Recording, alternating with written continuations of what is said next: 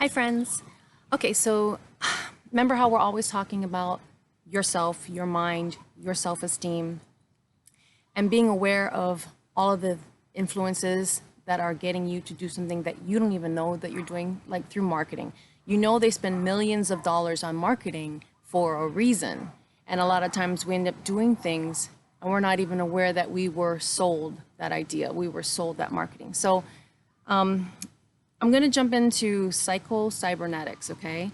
And this book was written, this book was written by Maxwell Maltz in 1960, and he was a plastic surgeon. And I've heard it talked about a lot, and I went and got one of the older books that I could find because sometimes I just don't want them to change things when they reprint. Sometimes when they reprint, they add better, good things, and sometimes they get rid of things that were important. So I just got an older copy, and that's what I'm working with right now. And obviously you can read it yourself, but if you don't have time, I want to break down each section. And seriously, today I'm just going to barely touch the preface. There's a lot of information in there. And so cybernetics was first defined by Norbert Wiener in his book from 1948 with that same title. And so that's science of communication and automatic control systems of both machines and living things. And so then Maxwell Maltz, right? Then he wrote Psycho-Cybernetics. And psycho is just basically anything for the mind or the mental, right? Not your crazy ex, but just mind or mental. And then cybernetics, what we just covered.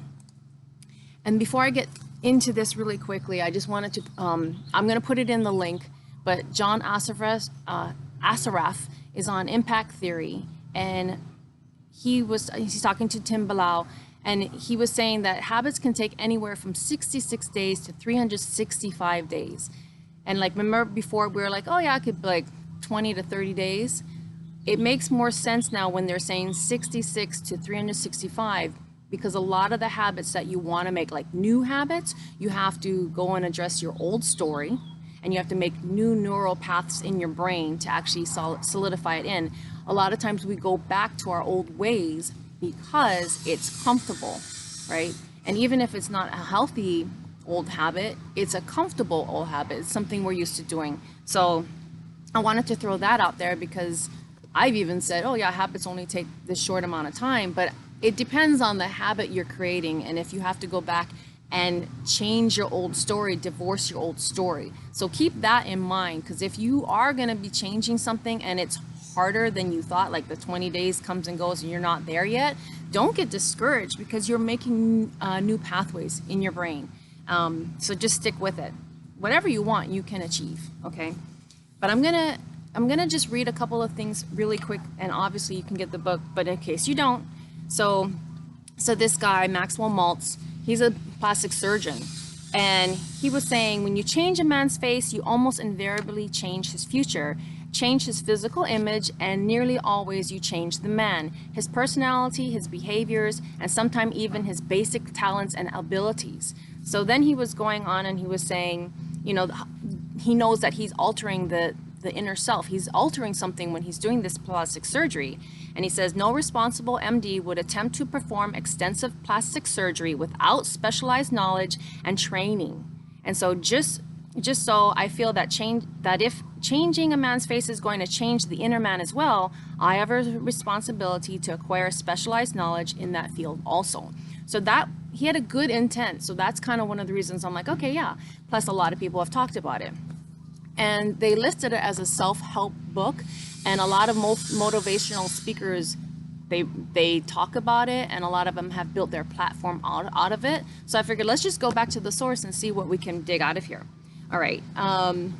So amazing changes that often occur quite suddenly and dramatically in a person's personality when you change his face. And so, and then he says, you know, Sir Humphrey Davy, I learned more from my failures than from my successes. So he said in most cases, persons who had had a conspicuously ugly face or freakish feature, you know, in usually about 21 days, they had a self-esteem boost, a self-confidence boost. But in some cases, the patient continued to feel inadequate and experienced feelings of inferiority. And in these failures, he continued to feel and act and behave just as if they still had the ugly face.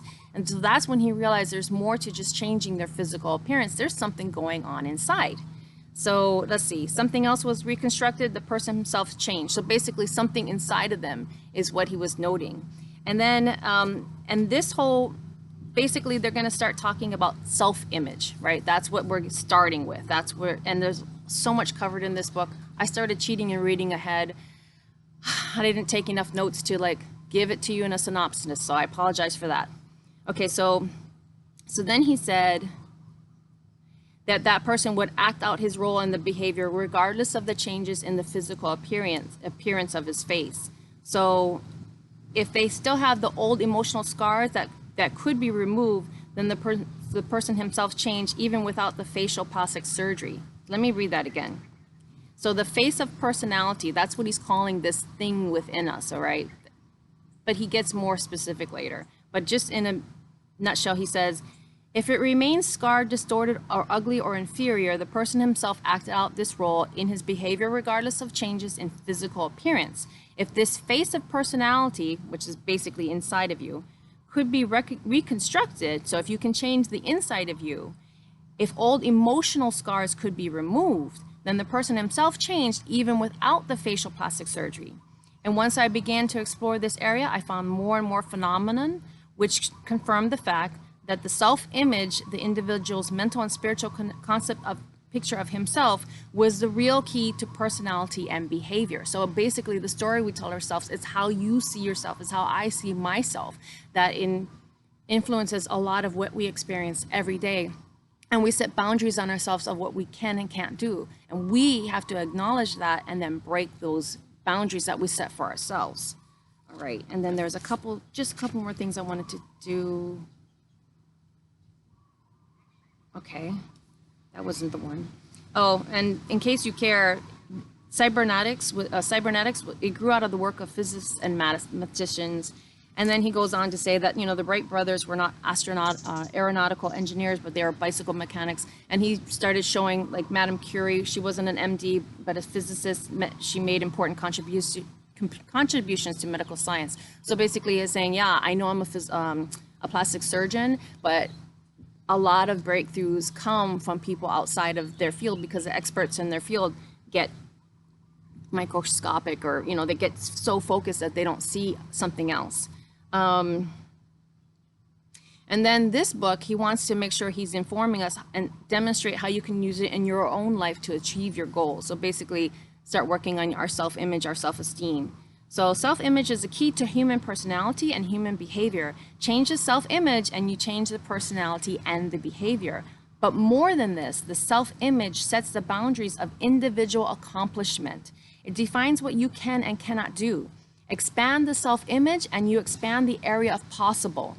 The development of an adequate, realistic self-image will seem to imbue the individual with new capabilities, new talents, and literally turn failure into success. So, and if you don't know imbue, because we don't talk like that often, but basically it's a feeling or a quality, and it just like permeates throughout, right? So it gives that person a new sense of, this is me now, my new me.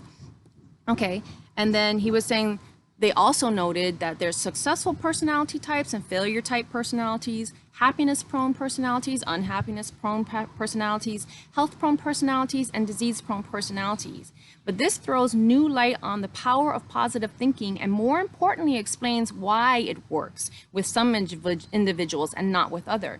Positive thinking itself does indeed work when it is consistent with the individual's self-image. So it literally cannot work when it is, when it is inconsistent with the self-image until the self-image itself has been changed. So you can't just say nice affirmations until you actually believe in yourself that you're worthy and you deserve of that new life that you're striving for. But you can have it. You just got to work on it. Self-image psychology, human brain and nervous system operate purposefully in accordance with the known principles of cybernetics to accomplish goals of the individual. The brain and nervous system constitute a marvelous and complex goal-striving mechanism, a sort of built-in automatic guidance system which works for you as a success mechanism or against you as a failure mechanism, depending on how you operate it and the goals you set for it. And they also talk a lot about this, like people, they strive for success, they get all this stuff, and then they get to a certain point and they self-sabotage because they didn't change the inside self-image story. They didn't divorce the old story and create the new story and put those beliefs into their subconscious mind that lets them actually have that success and keep it. They self-sabotage and they put themselves back to proving their old beliefs inside. So we want to make sure that before we go for something, more success, more love, more happiness, better health, releasing weight, that you change your self-image.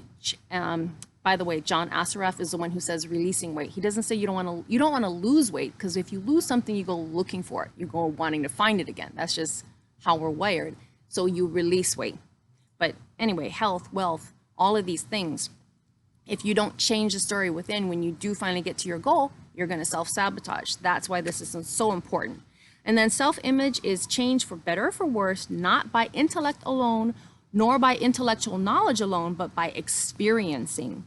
Wittingly or unwittingly, you developed your self-image by your creative experience in the past. You can change it the same way. So remember how we were talking about bullies at school teasing you and making you feel bad about yourself? And you take that emotion, you experience it, and that episode in your life, that experience in your life, that gets sunk in very deeply. And until you start addressing, like, I am worthy, I deserve. Yeah, why not me? I'm just as good as everybody else. Everybody's just as good as me. I'm no better, but I'm just as good. I deserve to have whatever it is you're working towards.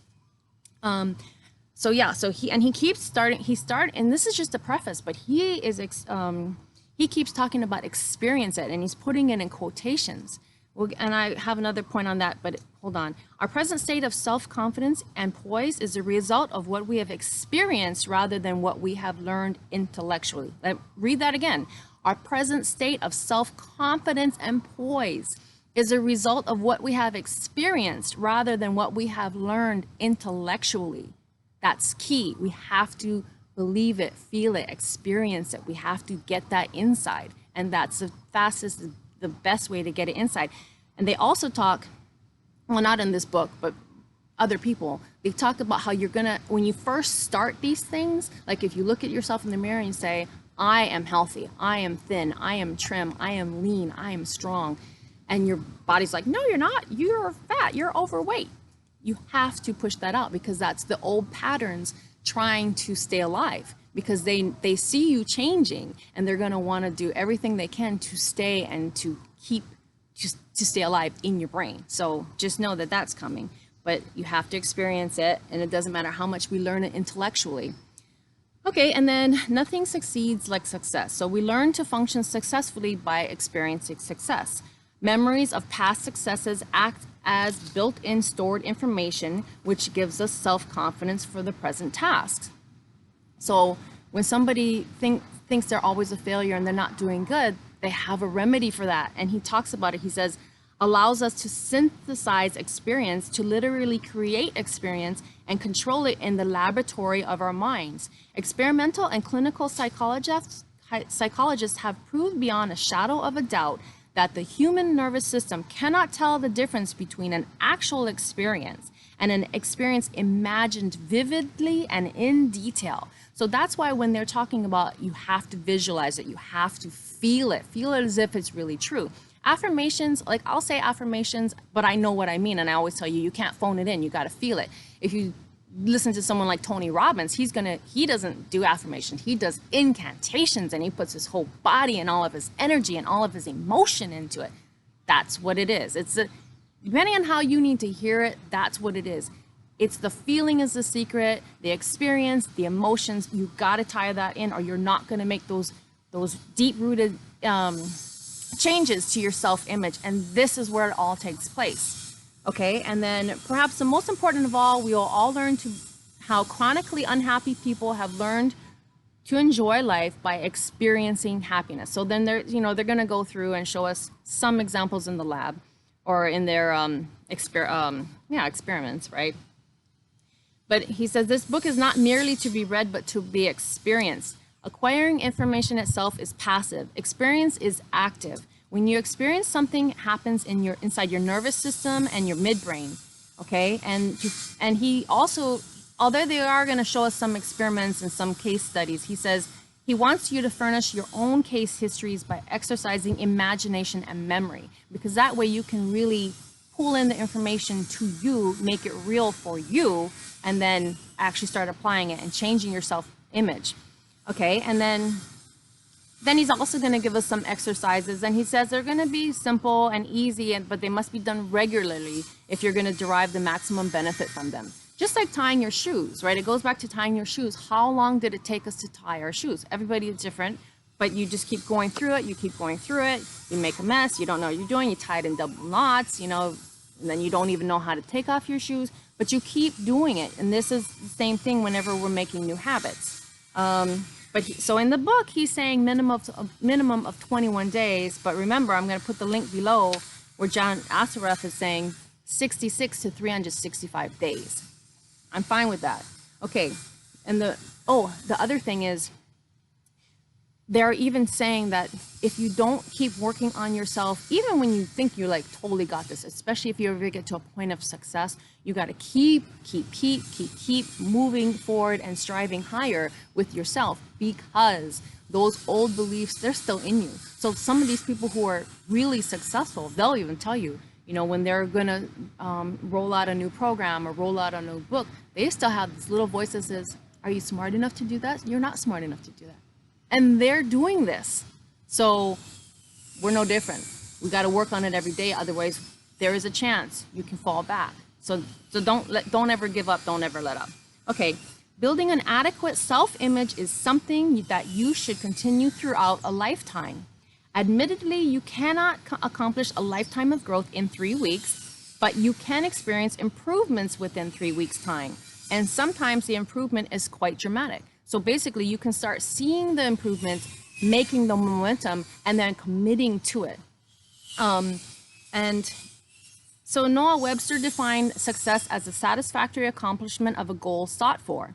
Creative striving for a goal that is important to you as a result of your own deep felt needs, aspirations, and talents, and not the symbols of keeping up with the Joneses, right? So it's something that's important to you, result of your own deep felt needs and aspirations and talents. That'll bring you happiness as well as success, because you will be functioning as you are meant to function. So he is saying right here, do not do anything to keep up with the Joneses. Don't get status symbols that just so that other people can see my fancy car. If you really want a fancy car, go get it. Go get it. But I'm never going to get a fancy car just so someone else can admire me for my fancy car, because that's pointless. And you shouldn't either. Don't get a fancy car if it's not something you want. Don't get it for someone else to admire you. Okay. Man is by nature a goal-striving being. And because man is built that way, he is not happy unless he is functioning as he was made to function, as a goal striver. Okay. We always have to be improving. We always have to be striving for more. And part of that too is once you're kind of going through something or getting to a next level, try to help somebody, point them in the right direction. The work is up to them. They have to want to do it. They have to want to. You can tell them all you want, but don't make yourself blue in the face. Tell them, and if they want to, show them where you went, let them go it for themselves. The second thing is you want to talk to people that are a little bit ahead of you, so you can be like, okay, yeah. Or stay inspired, like, okay, they did it, I can do it. I'm just as good. I'm just as worthy. I just deserve it. I deserve it as much. Okay, so man is by nature a goal-striving being. And because man is built this way, he is not happy unless he is functioning as he was made to function, as a goal striver. Thus, true success and true happiness not only goes together, but each enhances the other. And again, that's just a preface. I promise that I will, I'm going to keep reading ahead because I can't help it, but I will try to be better at summing some of these things up, shorter videos next time. I'm so sorry that it went long. But anyway, self-image, and I'm going to put that link in the description below so you can go and watch that video if you have time. Sending everybody much peace, love, and light. Go and do something today that your future self will be thankful you did, and have a super fantastic day.